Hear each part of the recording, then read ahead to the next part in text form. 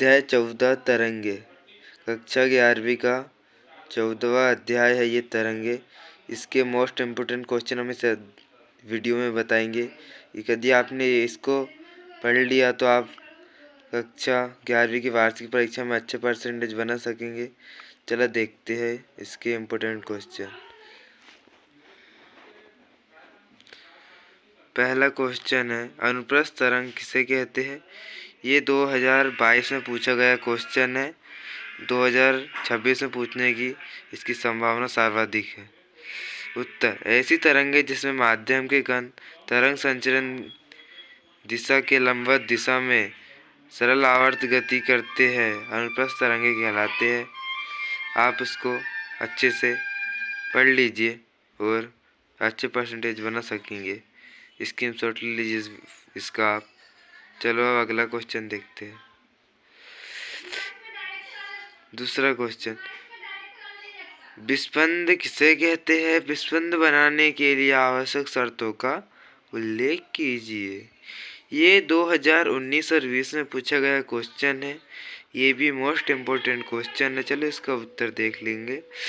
जब समान आयाम की दो ध्वनि तरंगे एक साथ उत्पन्न की जाती है तो उनके अध्यारोपण से उत्पन्न ध्वनि की तीव्रता बारी बारी से बढ़ती और घटती है। ध्वनि की तीव्रता से होने वाली इस चढ़ाव व अंतराल की घटना को विस्पंद कहते हैं। ये उसकी परिभाषा टाइप ये समझ जाओ इसे किसे कहते हैं। ये है इसका विस्पंद बनने के लिए आवश्यक शर्तें देखेंगे। 3 शर्तें हैं। पहला, दोनों तरंगे समान आयाम होने चाहिए। दोनों तरंगों की आवृत्ति बहुत कम अंतर होना चाहिए। दोनों तरंगे एक ही दिशा में चलनी चाहिए। ये तीनों उसकी आवश्यक शर्तें हैं। ये दो क्वेश्चन हो गए। तीसरा क्वेश्चन है, अनुनादनी दोलन किसे कहते हैं। ये 2022 में पूछा गया क्वेश्चन है।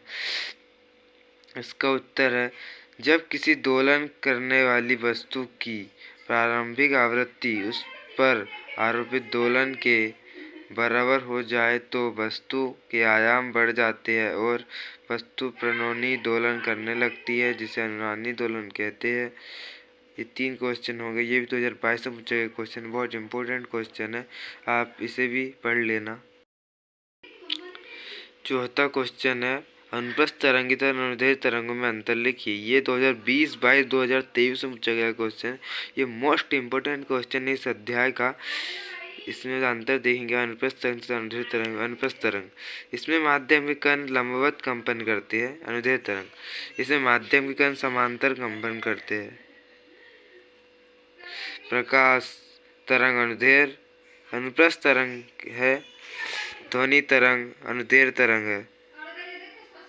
अनुप्रस्थ तरंग, यह केवल ठोस एवं द्रव के ऊपरी सतह पर कंपन उत्पन्न होती है। यह सभी माध्यम में उत्पन्न होती है।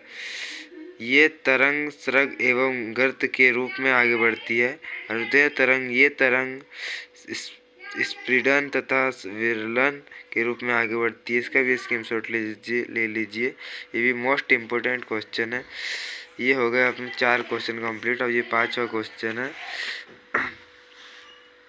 प्रगामी तरंग तथा अप्रगामी तरंग में अंतर। ये 2019 में पूछा गया क्वेश्चन। तरंग माध्यम में निश्चित वेग से आगे बढ़ती है। अप्रगामी तरंग, ये 2 सीमाओं के बीच स्थिर रहती है। प्रगामी तरंग ऊर्जा का संरक्षण करती है। अप्रगामी तरंग ऊर्जा का संरक्षण नहीं करती है। प्रगामी तरंग सभी कण एक साथ अपनी साम्यावस्था से नहीं गुजरते। अप्रगामी तरंग में प्रत्येक आवर्तकाल में 2 बार सभी कण एक साथ अपनी साम्यावस्था से गुजरते हैं। मोस्ट इम्पोर्टेंट क्वेश्चन ये 2019 में पूछा गया है। अगला क्वेश्चन देखेंगे, 5वां क्वेश्चन और अंतिम क्वेश्चन इस अध्याय का मोस्ट इम्पोर्टेंट। अप्रगामी तरंगे क्या है। अप्रगामी तरंग बनने के लिए आवश्यक प्रतिबंध क्या है, 2020 में पूछा गया है। अप्रगामी तरंग, जब 2 समान आयाम व समान आवृत्ति 2 तरंगे एक दूसरे की विपरीत दिशा में संरचित हुई अध्यारोपित होती है तो एक नई तरंग का निर्माण होता है। जो माध्यम में स्थिर प्रतीत होती है प्रगामी तरंग कहलाती है। आवश्यक प्रतिबंध है इसके भी 3। पहले, दोनों प्रगामी तरंगों की आवृत्ति समान होनी चाहिए। दूसरा, दोनों प्रगामी तरंग का आयाम समान होना चाहिए। तीसरा, दोनों तरंगे एक ही रेखा पर परस्पर विपरीत दिशा में चलनी चाहिए।